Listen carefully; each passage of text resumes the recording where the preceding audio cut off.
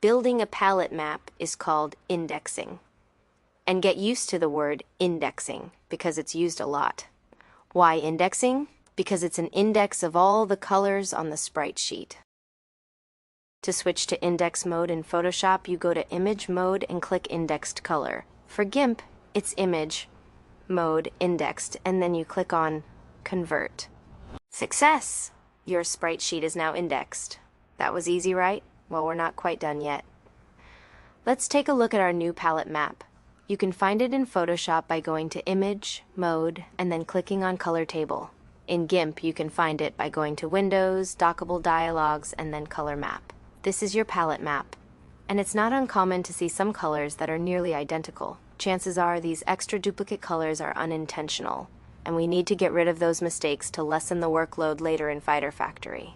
If the program you're using does not have an index function, you'll need to import your sprite sheet into a program that does, such as Photoshop or GIMP.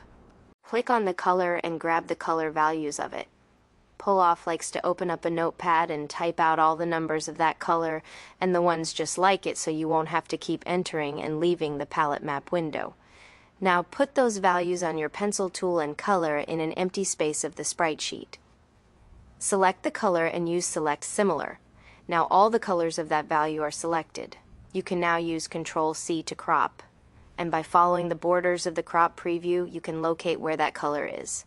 When you find the color, hit Escape on your keyboard to cancel the crop. Oftentimes, the color will exist on just a couple little spots on the entire canvas, and it's just a shade off from what the value is supposed to be. Do this for every color on the palette map, with the goal of erasing any extra unwanted colors. Leave index mode by switching back to the default RGB mode. Then, once again, go back to index mode. You'll see that your palette map has gotten smaller. You don't want to automatically merge all similar colors, however. You don't want to merge the color of an eyelash and the inside groove of a boot to be the same. Make sure you check what those colors on the sprites are first, before making them the same color values.